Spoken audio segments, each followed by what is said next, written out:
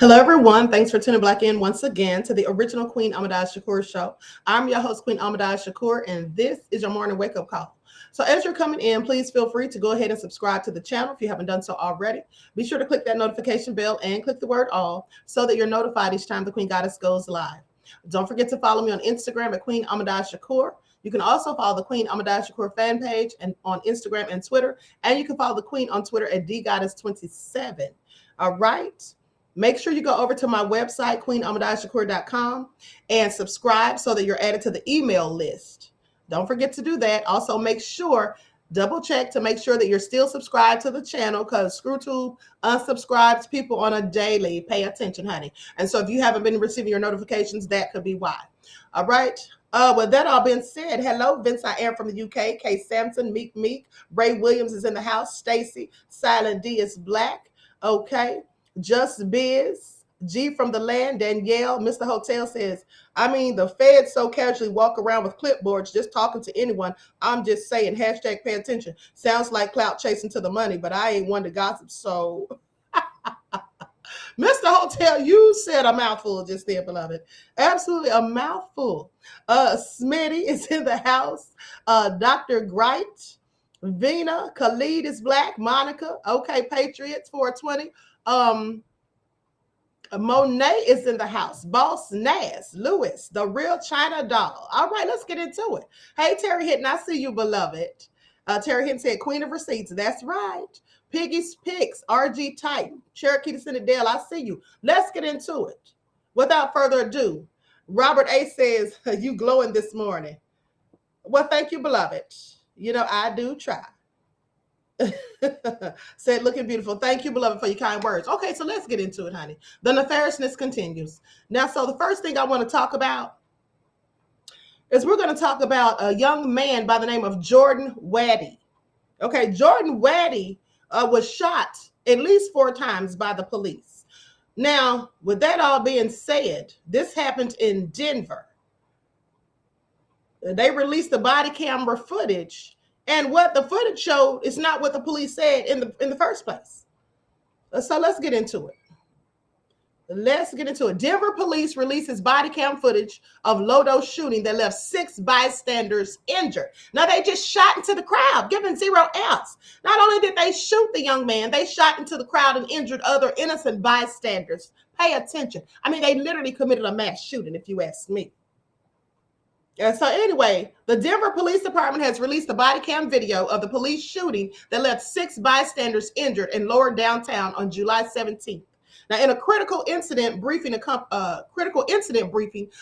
the body cam footage, commander of the Denver Police Department's Major Crimes Division, Matt Clark, said that the Denver police officers were patrolling the area near 28th and Lorimer Streets around 1:35 a.m. when they observed a fight between multiple people outside the Larimer Beer Hall. So anyway, this is just all so crazy.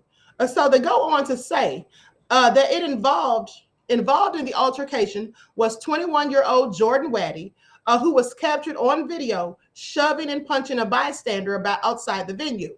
Now, Clark claimed in the incident briefing that was released on Tuesday that an officer who witnessed the assault observed Mr. Waddy, observed that he may have had a firearm concealed in his hoodie or waistband, and the information was then communicated to the other officers in the area. So, hold on. Let me see if I can, hold on. Let me see if this is the press conference. I'm going to share my screen to show this video. I don't know if this is the press conference or not. Hopefully, they'll show the press conference on this. Lights up, everyone, please like and share. I haven't seen this video. I saw the video of the shooting, but I'm just saying this video that they have in here, I haven't seen this specifically. Sandy said claimed or lied. Exactly. Like, it's all so ridiculous, honey. They just do the absolute most.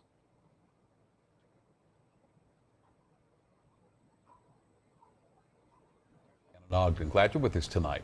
Last month, 6 innocent bystanders were injured by Denver police when 3 officers shot at a man downtown. Denver police have now released the body camera video of that shooting, giving us a more detailed look into the events leading up to that shooting in a busy Lodo area. We also learned today the DA is now opening a grand jury investigation. Well, Chief Investigative Reporter Tony Kovaleski is breaking down that video and joins us here in studio. So, Tony, in that newly released video, you can clearly see the man had a gun. You can also clearly see that he throws the gun on the ground and puts his hand up before police fire. Yeah, 2 critical points. It's the video, Ann and Shannon, we've all been waiting to see. Through real-time video from cameras mounted on street lights and body-worn camera, we now have a better idea of exactly what happened. You're going to look inside a 33-second window from when tensions escalated until shots were fired. Let's start from up above, a camera on a street light at 20th and Larimer. It's a little after 1:30, a Sunday morning last month. Large crowds spilling out onto the street, the bars letting out. Cameras show the eventual suspect, Jordan Waddy, gets involved in a fist fight. You can see police moving in, and seconds later, Waddy looking to get away. As he walks through the crowd, 5 officers circle around the parked vehicles. Seconds later, body-worn cameras show how the shooting unfolded. Here's another perspective. Here's how it looked from the camera on the streetlight. You can see the crowd's reaction. Now let's add context and slow it down. 3 days after the shooting, police told us the suspect, after the fight, when confronted by police, ignored verbal orders and walked through the crowd, apparently trying to avoid police. Now, when we slow down that video, it might explain the district attorney's decision to call for a grand jury. When the suspect gets between the 2 cars and the officer approaches, the suspect appears to grab his gun by the barrel, and you can see he throws it away and then puts his hands up before the shots were fired. More context now. Watch in slow motion how before the shooting, the suspect appears to tug on his gun 2 or 3 times before he throws it away. In addition, we timed that critical moment, and from the instant the gun leaves the suspect's hand until the officer's gun fires the shot, 5 frames of video elapsed. That's 1/6 of 1 second. Here's the commander's response to our question 3 days after the shooting. Commander, recognizing it was a split-second decision, sitting here now 3 days later, could this have been handled better? I think the officers did everything they could at the time. Looking back, we say 6 people got injured, and I think you'd have to conclude something could have been done differently. But in the moment, they were doing what they could to prevent violence, to stop and ensure safety downtown. Now, DPD did say today that because of the grand jury investigation, it elected not to comment to respect the legal process. Denver's DA Beth McCann included the following statement when she announced that grand jury investigation this afternoon. The public's interest in this particular shooting incident is understandably high, McCann said, and she added, for the community to trust in the outcome from this incident, it is important that independent members of the community review the facts, evidence, and law regarding whether these officers should be criminally charged. Until the grand jury's work is complete, my office will have no further comment on this matter. So now the process begins and escalates. The grand jury will also likely hear testimonials from eyewitnesses. No timeline on the grand jury's ultimate decision was announced today. Shannon? Right. Nice work, Tony. We'll see you again back here at 6 o'clock with more on this. And also, the Denver Police Union put out a statement late this afternoon. It says the men and women of the Denver Police Department are often forced to make split-second decisions in their efforts to protect themselves and the community. It also says the union looks forward to a fair, impartial, and thorough investigation.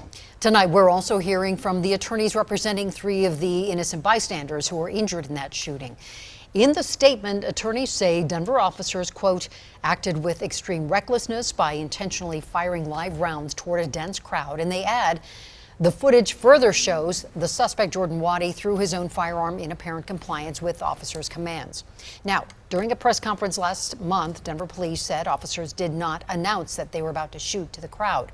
DPD would also not specify if the innocent victims from the shooting were shot or hit with ricochets or other debris. Two of the victims we spoke with had no doubts they were shot. I knew pretty quickly within a few seconds that I had been hit because I could feel the warmth of the blood going down my arm. Looked up at him as we were still moving, told him I had been shot. I heard a second gunshot, and that's when I felt like I got hit with the baseball, like 100 miles an hour type of thing. We think that we're safe, but situations like this makes you think that, makes you feel like you'll never be safe again. Attorneys for the victims also applaud the Denver DA for beginning a grand jury investigation, adding that they want to see the 3 officers indicted and tried. Now, the suspect here that was shot by police, Jordan Waddy, survived. He's charged with assault and 3 counts of possession of a weapon by a previous offender. Now, if you'd like to watch this full body camera video for yourself, you can right now on thedenverchannel.com. Let me tell y'all something. Let me tell y'all something. They say split-second decisions as if normal everyday people don't often themselves have to make split-second decisions. Now, here's the thing. Jordan threw the gun down. He had thrown the gun down and raised his hands before the officer shot. So let's just assume that the officer already had his finger on the trigger and was already in the process of firing the weapon when he dropped the gun. Well, please explain why the officer shot him at least 4 times and why other officers on the scene also started firing. They're the ones who shot the civilians. So make that make sense. So that's your split-second decision. That's what you think of in a split second. You see, here's the problem. Whether or not you have to make a split-second decision, if you're going to make a stupid decision, a reckless decision, then does it really matter? Okay, so miss me with it. You mean to tell me you can't think logically or rationally? Think about the consequences of what you might be about to do. Like you saw all those people standing out there, but still you chose to fire into the crowd after the man had already thrown the gun. Honey, they just wanted to shoot somebody as far as I'm concerned. That's all that was. That's what it looked like to me, that they just wanted to shoot somebody. All right. Anyway, let me continue because here's what I find interesting. Now I want y'all to see this. So pay attention because Jordan Waddy was shot 4 times at least after throwing his gun to the ground and raising his hands. And I want you to pay attention because even after he was shot, he still kept his hands raised. Did y'all see that? Yeah, he still kept his hands raised. So anyway, with that all being said, this is what I want y'all to see.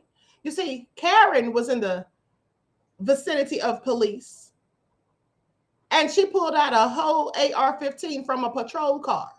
First of all, my question is, how did she get an AR-15 into a patrol car? They didn't search her. They didn't frisk her. I mean, they stopped black men and frisked them for just walking down the street. So you mean to tell me she's in the back of a patrol car and no one bothered to frisk her? She pulls out a whole AR-15. How did she hide it? I'm so curious. Let me share my screen. Did they shoot her, Mr. Hotel? You know they didn't shoot Karen. Of course not. Pay attention, honey. She's in jail, not the hospital.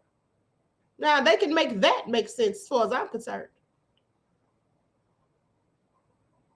At Lehigh Valley Hyundai, our customer service is all about you with our valet pickup and delivery, factory certified collision repair, and Hyundai Assurance, America's best warranty. Welcome to car shopping and service your way at Lehigh Valley Hyundai. She escaped her handcuffs and shot 2 people from the back seat of a patrol car. Pay attention. We got a civilian. Got a civilian here. What the heck? She get out of her cuffs?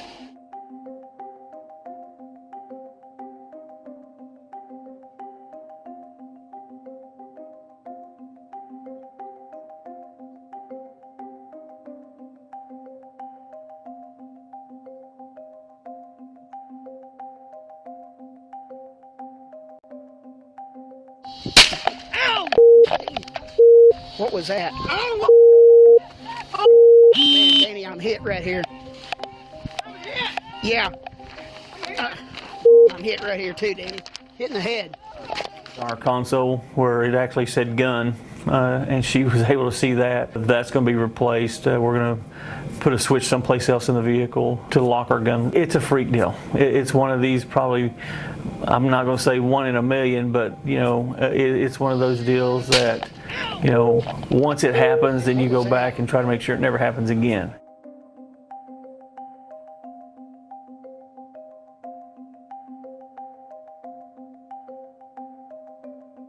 Charges of shooting with intent to kill. 3 charges. Her bond is $1 million. Yeah. And so she wasn't shot. She didn't even go to jail with a scratch. I want y'all to pay attention. Talk about split-second decisions. So just picture it. There's a person in the back of a patrol vehicle, and they grab an AR-15 that's inside the vehicle. And so they start shooting, and the police don't fire back at them. Yeah, they didn't fire back at her. Okay, they didn't fire back at her. That was their split-second decision not to kill Karen, even though Karen was trying to kill them. Okay, so they can miss me with that bullshit. That's what they can do. They can miss me with it. Period. They will shoot a whole crowd to get one black man, yet they let this devil have a whole assault rifle by her side in a patrol car. Exactly. Right. Mr. Hotel said, how wasn't she handcuffed? She was handcuffed. She got out of the cuffs. She was handcuffed, beloved. She got out of them. And that's probably because they had them on very loosely because they didn't want to hurt Karen's wrist. Pay attention, honey. That's all that was. But like I said, y'all see there's 2 different sets of justice systems in the divided snakes, right? This isn't the United States. This is the divided snakes. That's what it is. So I find it all very interesting. But hold on, because there's more. I want you all to see this video. I found this very interesting. Now, this actually occurred 2 weeks ago. Members of the Uhuru African Socialist Party speak after the FBI raided their home Friday morning, okay? And then this was 2 weeks ago, as I said, July the 29th is when this was reported. So let's get into it. I'm going to share my screen so you all can see this. And let me say, I'm not going to show the entire video because it's like 40 minutes long. So I'm just going to show some clips.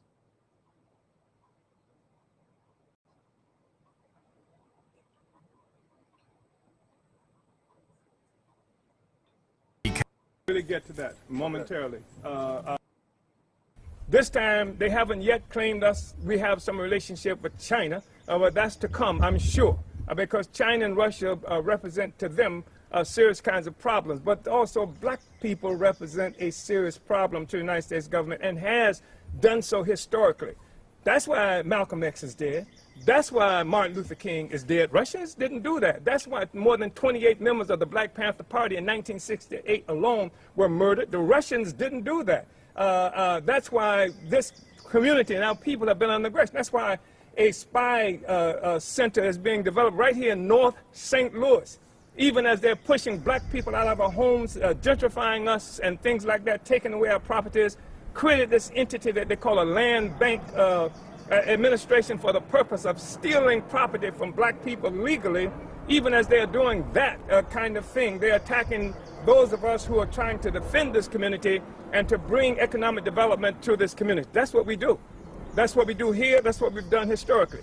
So when it comes to this issue about Russia and Ukraine, where Russia has spent, where the United States has, in this last budget offering that I saw, talked about more than $40 billion more that they're given to this entity that they call Ukraine, the entity that they put in power after overthrowing the legitimate government in Ukraine in 2014. We're supposed to have forgotten that, to put themselves closer to the border of Russia that they have declared to be some kind of adversary, though they haven't explained to us why it's an adversary, though I don't care why they would say that. The fact is that we are able to say that we are not pacifists. We are not pacifists at all. We believe that there's a difference in just wars and unjust wars, and we are opposed to unjust wars, and we support just wars. Unjust wars are those wars that try to colonize people, keep them under tyranny, bury them under oppression, and just wars are those wars that are fought by oppressed people to liberate themselves. We don't just support Russia in this war against Ukraine. We support Palestine. Even as the U.S. government and U.S. citizens are leaving this country every day, going to Palestine, where that is murdering Palestinian Arabs on a daily basis. Don't tell us that we can't have friends that you don't like. Because the fact is, the friends that we have were people who will be opposed to murdering people in Palestine, murdering people in North St. Louis, murdering people in Afghanistan, murdering people in Syria. We would be opposed to them. And so anybody who would stand up for the liberation of those people, we're on their side. You don't have to be a Russian or anything like that. One. Secondly, yes, I have been to Russia, but I've also been to South Africa. I've been to Ghana. I've been to various other places in Africa. I've been to Nicaragua. I've been all kinds of places where oppressed people are organizing because black people need not to be isolated. And that's what this government would do. They would have us isolated, assuming that there is nothing that we can turn to except Joe Biden, who turned loose 100,000 policemen in the street with his omnibus crime bill that's probably killed Mike Brown. And the Russians didn't kill Mike Brown, by the way. Nobody said a Russian did that. That was an American domestic soldier that they called the police that killed Mike Brown. So you want me to hate Russians? And no, I don't hate Russians, but I hate those people who killed Mike Brown, and I hate the institutions that's responsible for that. So I wanted to say that. And to be clear about that, I'm not unabashedly a black man, an African that's committed to the liberation of black people, the African and all the other oppressed peoples on the planet Earth. And the United States has always historically been opposed to the liberation of oppressed people, opposed to freedom in Nicaragua, opposed to freedom in Afghanistan, opposed to freedom in South Africa. Mandela, from your perspective, at one time was a terrorist. Fidel Castro, how many times has the U.S. government tried to murder Fidel Castro? This is the reality that we are talking about, and so we are unabashedly on our own side. So I just wanted to say that in terms of what happened. Let me just say, they actually sent a drone into this house. They said we were not charged with anything. That's what they said. They handcuffed me and my wife out here. They wanted me to sit on the curb while they were carrying this out, something that I refused to do. They wanted my wife to sit on the curb out here, that she refused to do. Only thing we do is fight for black people, black power. All you got to do is walk through North St. Louis and you can see the changes that we brought here as a party for black people. And the government is opposed to that, and that's why we are under attack, and also because they see us as pawns that they can use in this propaganda war against Russia. That's why black people who make this mistake of assuming that what's happening in Afghanistan or what's happening in Russia and Ukraine have nothing to do with us, clearly it does have something to do with us. The United States government clearly says it has something to do with us. And what they have done also is tried to create a situation where there is the appearance that anybody, black people who oppose, who criticize what the United States government is doing to us must be the employ of Russia. Like somehow Russia killed Mike Brown, that somehow we needed the Russians to tell us that we were oppressed. That's a hell of a statement. It's a disgusting, slanderous statement that black people don't have enough sense to know who it is that's killing us, murdering us, and keeping us living in these conditions. And I've been to Russia, and I didn't see Russians living like black people live right here in North St. Louis. That's the reality. So I wanted to say that. My wife was here too. I don't know if you want to say anything about what happened. Yeah, I want to hear this. I want you to hear this from different people. And this house was not the only house attacked. They attacked our office in St. Petersburg, Florida, our headquarters there. They raided it. They stole materials from us, just like they stole from this house. They stole my phone. They stole my computer. They stole computers from other members of our organization, cell phones. They have that. They stole that from us. They said that they had a warrant for it. They may have had a warrant for it, but they didn't show it to me. As what I saw was a thief. The thieves came in and used flashbang grenades to terrorize this entire community and stole some material from us under the color of law. It's a colonial law that we're looking at. So did you want to say anything? Yeah, Uhuru, I just want to say that we were just sitting in the house at 5 a.m. in the morning talking like we normally talk. And the next thing we knew, we heard someone say, everyone at 4442 Redbud, come out with your hands up. So, you know, we're new to the city, so we're thinking some kind of flash flood, you know, because it's been flooding here. And then they said it again, and then we had heard all these flash bombs go off. And, you know, chairman says, come on, let's get out of here. So chairman went out first, and then I came out. As I was coming out, this big old drone met me coming down the stairs, you know, like it was going to attack me. And they handcuffed myself and the chairman and, you know, escorted us to the side of the road and started, you know, asking us questions, which we didn't answer. Coming down the stairs here where you are now? Or in the house. In the house. In the house. So when that door, because when I walked out of the door, the door was open. Let me just say that. Go ahead. Also, they, you know, they was, you know, damaged the door, you know, to get in the other apartment next to us. So, you know, if we hadn't opened the door, everything would have been, you know, slammed. The door, you can see the window was broken there. They put boarded up that door there. But the reality is this, even if they had a legitimate warrant, like they said, all they gotta do is knock on the door. What is a flash bomb? What is being out here terrorizing the entire community of something about a search warrant? It had nothing to do with a search warrant. It had to do with this game that they are playing to keep black people oppressed and this ideological, this propaganda war that they engaged in with Russia. And we're not going to be a part of it, and they're not going to keep us from fighting for our freedom. We got a black community conference that's scheduled for the 31st, for Sunday, 31st, right here at Legacy. And black people are going to come out, and we're going to be free.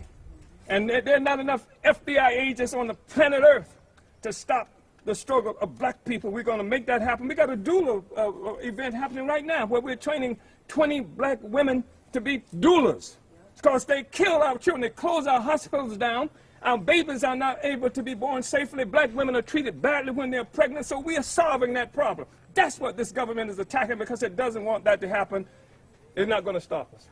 They attacked our center and houses on the south side. There's a solidarity center that we have on the south side as well.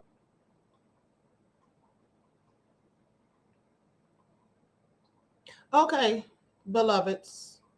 So y'all heard that. Now they came to those people's residence with drones and all of that, breaking down doors, stealing stuff, taking stuff, and then they said they had a warrant but never showed it. They never showed the warrant. Now make that make sense. You know what this reminds me of? Except for the fact that they didn't bomb the place. This reminds me of the same exact things they were doing to Operation Move in Philadelphia in 1985. Okay, harassing black folk, don't want you to separate, you know, don't want you to mind your own business, don't want you doing for self. You know, they often try to call us welfare queens and stuff like that and say that black people are lazy and that we want to depend on the government. But when black people don't want to deal with the government, don't want to depend on the government and do for self and want to segregate themselves from the nefariousness of their society, then it's a problem. These are the things they do. Pay attention. All right, this is what they do. But at the end of the day, it's like a catch-22, like it's a no-win situation. Because whether you move into society and just deal with them, or you separate yourself, you're still going to be attacked, harassed, brutalized, discriminated against. You know, it's still going to be racist. It's still going to be all of this. All right, it just is. And so it's also crazy, including nefarious. Now, I'm going to skip ahead because there's another part of the video that I want you all to see. So I'm going to skip ahead to that part, and then I'm going to go back to it. I put the link in the chat for those of you who want to watch it in its entirety. Okay. Likes up, everyone, please like and share. There's two more segments that I want you all to, or clips that I want you all to see. Toward black people. Going back to the Honorable Marcus Messiah Garvey, where they concocted false charges because he had, at that point, one of the largest movements to liberate our people.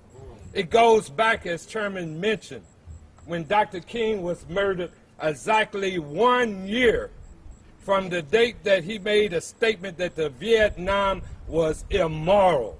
Yes. This is a statement to try to intimidate us, yes, that we should not speak to foreign policy. Yes. We will continue to speak to foreign policy because, as the chairman mentioned, it impacts us. Yes. Yes. When you look at $40 billion that go to Ukraine, and you look at the harm that has been done to black folks, that could be our reparations. Yes. Part of it. Part of it, thank you, I stand corrected. But more importantly than that, not more importantly, but in light with that, it takes me back to the murder and assassination of Fred Hampton of the Black Panther Party. So this is another continuation where the FBI came in the wee hours 4 o'clock to assassinate Fred Hampton and Mark Clark, and the COINTEL program. So this is a continuation of America terrorism. Yes, but it will not be victor over us. Right on. We shall be victorious, and we shall have liberation in our lifetime. This is Comrade Jesse Todd, an extraordinary alderperson in St. Louis. The most significant force that, in terms of occupying political office and engaged in politics, electoral politics, that we've run into in the country. And I just want Comrade Jesse to go ahead and say something. Uhuru. Let me first say, this is not the first time. I've been in the black liberation struggle in St. Louis for more than 50 years. During the 60s, they raided, starting on the east and west coast, and came all the way down to St. Louis without a warrant, guns drawn, with the tax money and the slavery that our ancestors, and the disruption that they did to our country in Africa, bringing us over here. And they won't forget it, they did it with our money and our taxes that we were currently paying in St. Louis. And they did it today for no reason, because I know the Uhuru movement, the African People's Socialist Party, is not about but one thing. The African People's Socialist Party is about liberating our stolen resources for African people. That is not a crime, that's common sense. They wouldn't you wouldn't be raiding the white community if they were saying that they have a right to their resources.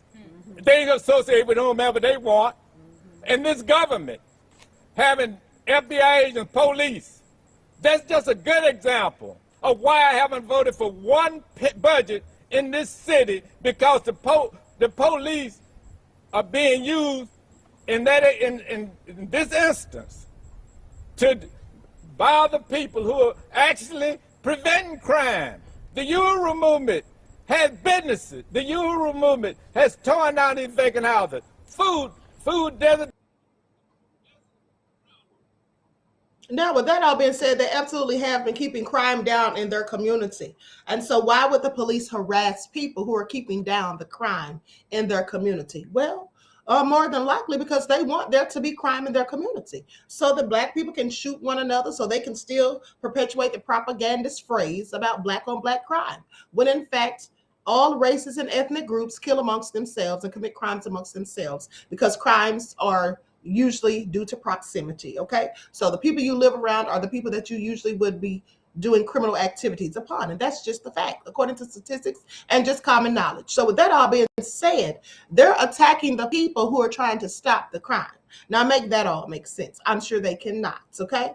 These people were minding their own business, but it's the same thing they did to the Black Panther Party for self-defense. The Black Panther Party, they were making sure people weren't selling drugs in their community. They were trying to keep down crime, and they were also protecting their community against police brutality. And I'm sure you all know that that's a problem, okay, for the powers that shouldn't be. So these are just some of the things they do. Now, there's another segment I wanted you all to listen to at the 25-minute mark. So let me just scroll ahead to that, and then we'll move on. Because there's a young woman who speaks, and I want you all to hear what she has to say. Likes up, everyone. Please like and share. Don't forget to subscribe to the channel if you haven't done so already. Thank you in advance. If you want to, but we know it didn't voluntarily become the worst place. Somebody made this, and we're going to organize the people to change this. That's why we're going where the oppression is. Now, a single Russian was with us. Not a single one. Not a single one of them was with us. The only thing that came close to us was Jesse Todd, who was located here in terms of the government, Uhuru. This is coming by Andernet, who is the international president of the International People's Democratic Uhuru Movement and the leader of our party and our Uhuru movement here in St. Louis and the Midwest region. Uhuru. In our movement, we say touch one, touch all. And today, the state acted as the state, as we know it. And we understand, and we don't have to stand here. Chairman has laid out exactly what happened this morning. I got a phone call that we was under attack.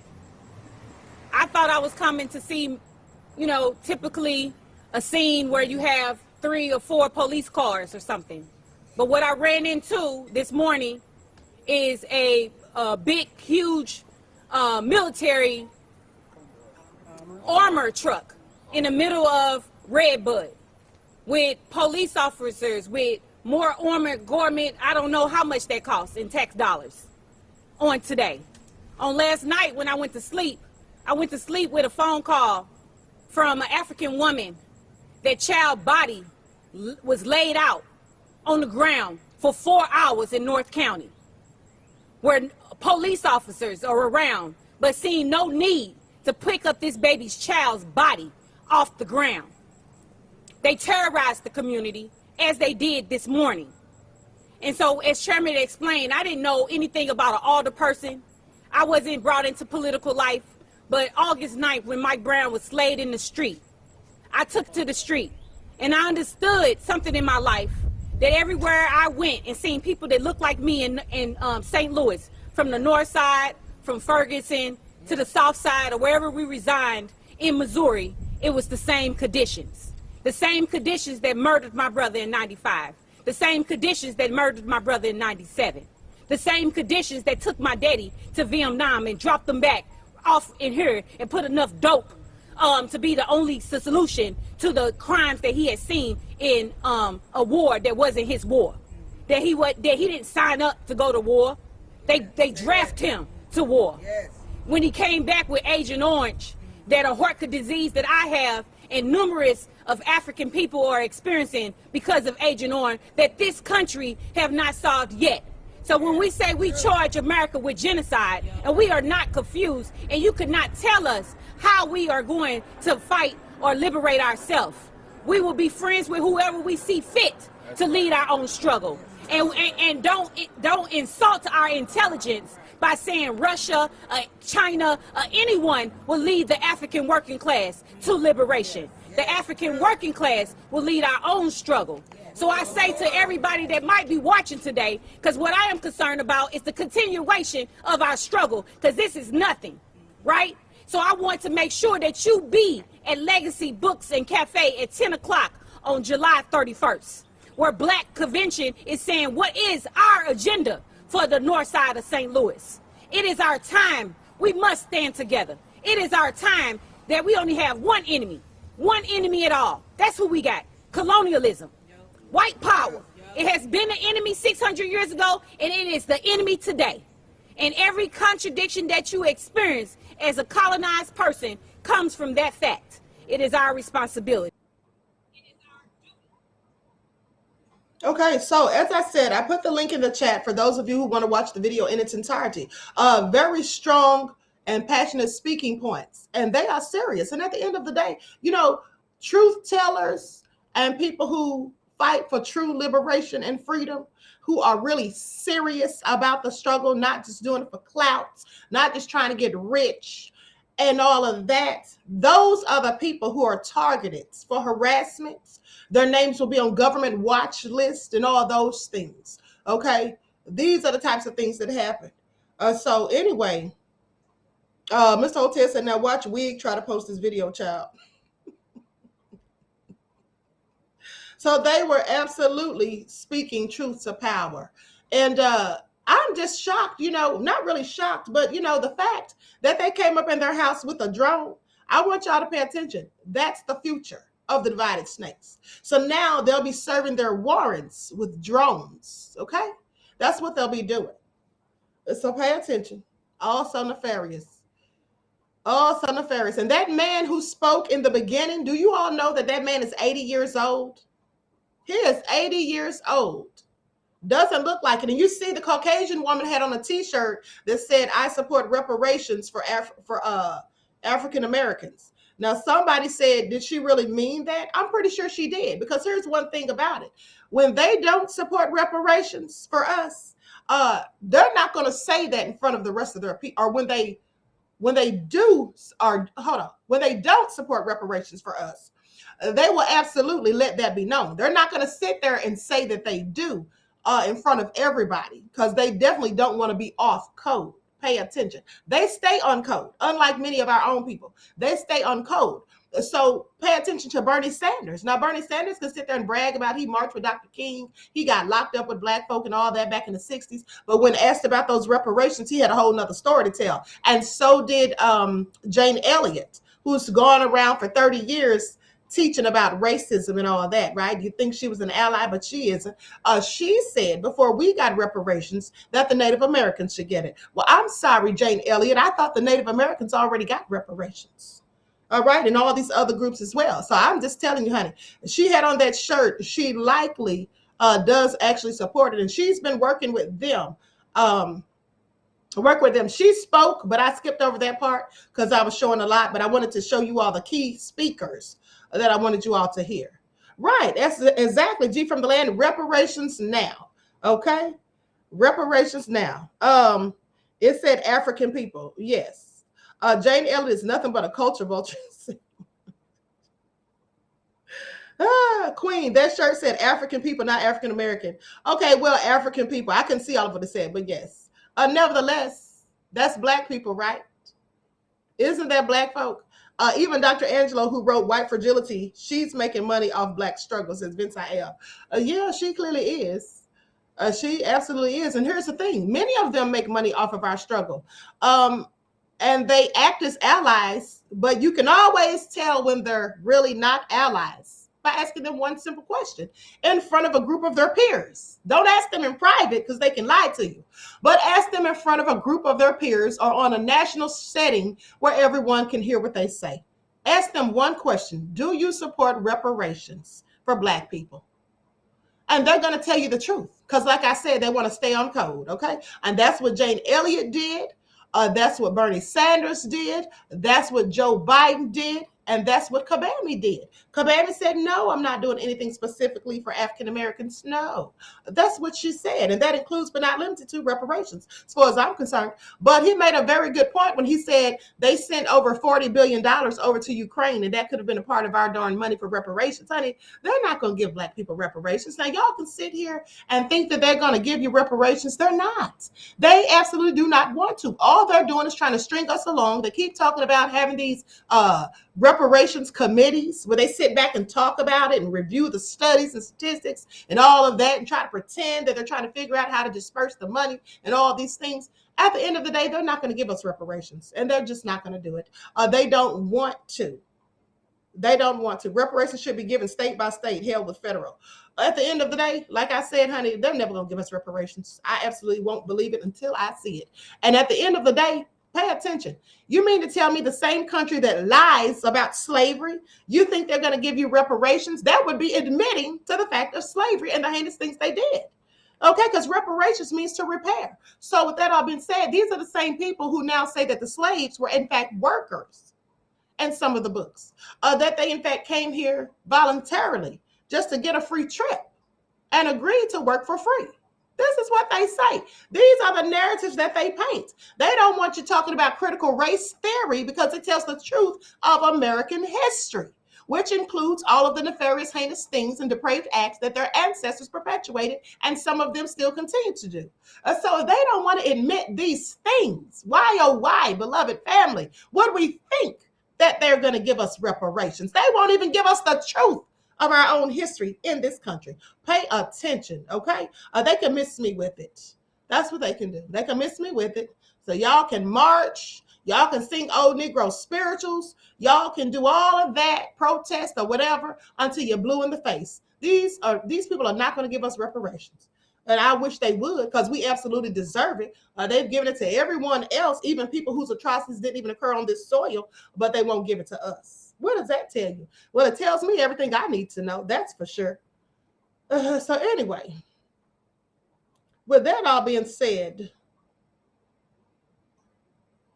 hold on, beloveds. Let me pull up this story right here. I thought this was also egregious. So they say 2 brothers supposedly jumped off of a bridge.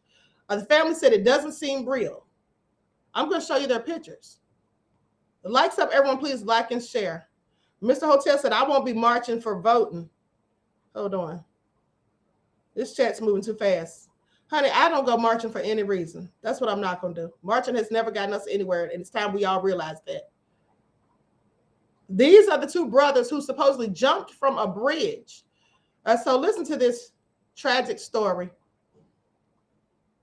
Loved ones are grieving 2 young brothers who were lost after jumping off a bridge on Martha's Vineyard that was featured in Jaws. They actually call it the Jaws Bridge.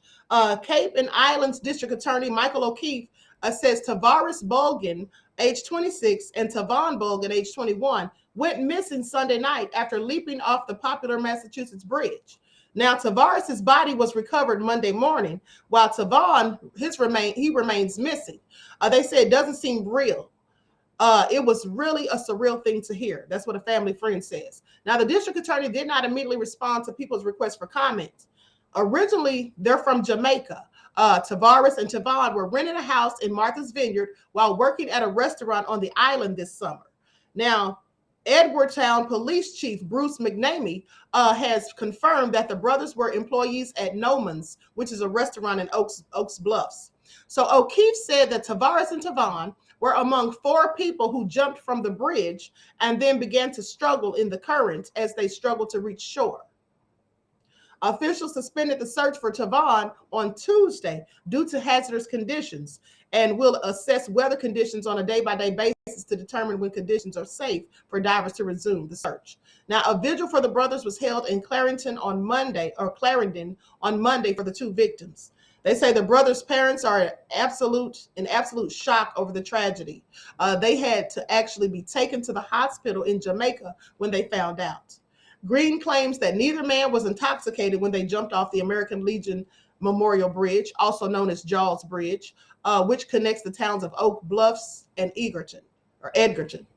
So they were just out to have a good time. George described the victims as the 2 nicest kids who were godly, fun, and full of life. So there's a GoFundMe campaign set up for the brothers, for their family. And so they say Tavares was a beloved school teacher and Tavon was both a musical prodigy and a gifted athlete. Both boys were destined to make an impact in every community they served and every endeavor they pursued. Additionally, Tavares and Tavon would always send money down to help their family, their father's ministry, when they were, which they were very involved in. Their enthusiasm for life, commitment to God and their church, and impact on their community and family and friends will always be remembered. Honey, that's also sad. Now, I'm just wondering why they jumped off the bridge. I guess it was like I don't know, maybe it was truth or dare, or maybe they were just jumping off the bridge, honey. I don't know, but it sounds shady to me. I'm sorry. It just sounds shady. It just sounds shady. Why would they jump off the bridge? They said it was 4 people who all jumped off the bridge. I'm just curious. Something doesn't sit right with me about that. Asha says, why would successful people do that? Right. Were they twins? No, they weren't twins. They weren't. They were like a couple of years apart. So I'm just saying, honey. Queen, they were supposed to be reparated when the Most High comes. Okay. I go there every summer. Everyone jumps off that bridge, says Tracy. So that's just a thing that people do there. Okay. So that's what people do there. So they said people jump off that bridge every summer. Nothing reported here on the news in Massachusetts. Really? They call it suicide pact. The world sucks. That's why, says Terry Lee King. Hey, Terry Lee King, beloved. Oh, you know what? I don't know. Maybe they were jumping off because everybody else was. They say people jump off the bridge every summer, honey. I don't know. But it just sounds suspicious to me. Reckless behavior. Absolutely. This is all crazy, honey. You just can't be going out here doing things that you see other people do. So anyway, with that all being said, I'm going to conclude this. I want you all to remember, though. I want you all to remember how Karen was in the back seat of that patrol car and got a hold to an AR-15 and shot 2 people, one of them a cop. And she got taken to jail. She's not dead. She's not injured. She didn't even get a scratch. She didn't even get a scratch, okay? Daily Reed says, great show. Thank you, beloved. So with that all being said, yes, it is very interesting. Absolutely. Everyone, please like and share the video. Subscribe to the channel if you haven't done so already. Be sure to click the notification bell and click the word all so that you're notified each time the Queen Goddess goes live. I hope to see you all back this evening at 6 p.m. Eastern Standard Time for your daily vitamins. Okay. With that all been said, each one teach one. That's how we grow and thrive. Do something productive, constructive, never destructive. And always remember to keep the Most High first in your lives. Till next time, family. Peace. In order for you and me to devise some kind of method or strategy to offset some of the events or a repetition of the events that have taken place here in Los Angeles recently, we have to go to the root. We have to go to the cause. Dealing with the condition itself is not enough. Dear Mr. Massa, I'm just trying to mind my own business. What's the matter? It's just another day, another black king captured. I'm about to lose my brain stuck inside this ghetto rapture. I got a lot of smoke. If you want it, you can have it. They want a hat trick, but this is black girl magic. Ain't talking about the kind that'll make you disappear, but I'm talking about the power of the melanin within. Ain't looking for trouble, but I'ma say this one time. I put 2 dukes up if you try to touch mine. We still want justice for Samir and Trayvon. You say you don't see color, but racism ain't blind. They targeting little kids whose skin look just like mine. So I'm paranoid, it's a war zone outside. And I'm a black queen, so if you ask me to step out of my car, you gon' have to snatch me. Cause I ain't going no damn well. Had to spend my whole life living unfair. Ancestors got my back and they right here. You can never understand, it's a nightmare. Living in my black shoes by the black rules. You can keep your handshake, I don't dap coons. The white man to go nuts if he can't shoot. But you all on his side like a damn fool. Make it make sense. We are oppressed. Queen. We are exploited. We are downtrodden. Make it make We are sense. denied not only civil rights, but even human rights. Ahmadiyyah. So the only way we're going to get some of this Ahmadiyyah. oppression and exploitation Queen. away from us or aside from us is come together Queen. against the common enemy. Who taught you to hate the texture of your Ahmadiyyah. hair?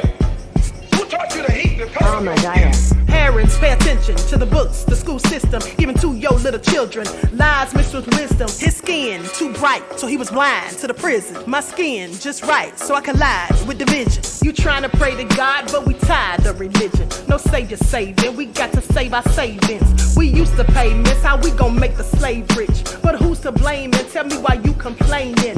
We need a team effort just to rule the nation. Like a bad relationship, missing communication. We missing moderation. They're trying to get a poison to my population. No reparations. I'm getting tired of Satan. We are oppressed. Queen. I'm getting tired of waiting. We are downtrodden. Queen. We are denied not only civil rights, but even human rights. Ahmadiyyah. So the only way we're going to get some of this Ahmadiyyah.